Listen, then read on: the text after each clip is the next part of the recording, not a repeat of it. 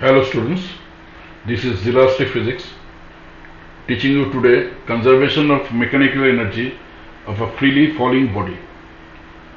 Now look at this figure. So A is at a height of h from C. C is the ground level and B is any point between A and C, and B is at a distance of x from A. So a freely falling body is falling from A to C. So at A, its initial velocity is 0, so u is 0, and it has a mass m. I repeat, A is at a height of h from C. C is the ground level, and B is any point in between A and C, which is at a distance of x from A. So let's say velocity when reaching from A to B is v, and the velocity when it reaches C is v dash. Now we consider three positions at A first. So I write A at A. Initial velocity is 0. The body is at rest. It is falling freely. Its mass is m. Now it is being dropped. It is falling freely, remember. So initial velocity has been taken as 0. So as initial velocity is 0 at A, there is no motion. So kinetic energy, which is the energy due to motion, is naturally 0. Now potential energy U is mgh due to the height h above C. So it is mgh. So what is the total energy? Kinetic plus potential. So it becomes 0 plus mgh. This mgh. So I underline mgh. I underline mgh. Now it has reached a position B. So at B, I consider the position B. So at B, its velocity is v, I have told you. So using equation of motion, so I write v square is equal to u square plus 2gx, because it has traveled a distance x from A to B. So your u is 0, I have taken u as 0. So v square becomes 2gx.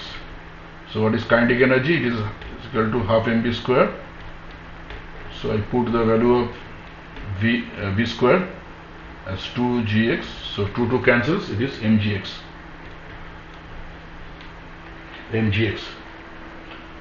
And at B, the height is h minus x. I have written over here. Please look at this, h minus x. B is at a height of h minus x from C.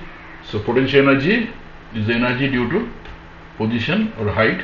So it is mg h minus x here, because the position B is at a height of h minus x from C. So it becomes mg h minus mg x. So again I take the total energy as kinetic plus potential. So mga plus mgh minus mgx. So your mgx cancels. It is again mgh, the same value as that of position A. Now from I'm traveling from A, I've reached B. Now I come to position C. At C, the ground level. So if you look from A to C, the total distance covered is h. If you look from A to C, I find the total distance covered is h. And the first kinetic energy. So at C, it has a velocity v dash. So v dash square is equal to u square plus 2gh. It has traveled a distance h. So your u is 0 as usual.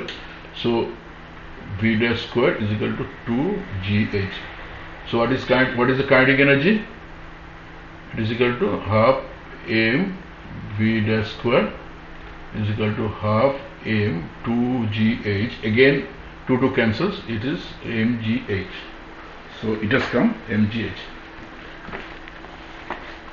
Now total energy is equal to kinetic energy plus potential energy. So it is your kinetic energy is mgh and potential energy is 0. Why 0? Why 0? Because it has no height. At C it has reached the ground level, so it is 0. So total energy is again mgh. So at 3 positions A, B and C, find your energy remains same, that is mgh. So if you notice it, you find that as the body falls, its potential energy decreases and kinetic energy increases by an equal amount. However, its total mechanical energy remains same, that is mgh, at all points A, B and C. Thus total mechanical energy is conserved during a free fall of a body of mass m. Now look at this graph. So we have plotted kinetic energy versus height. So this is kinetic energy, this is potential energy, and this is total energy. Total energy remains same. It is represented by this straight line. So this much for today. Hope I have made it clear to you. You have liked the video also. Thank you very much.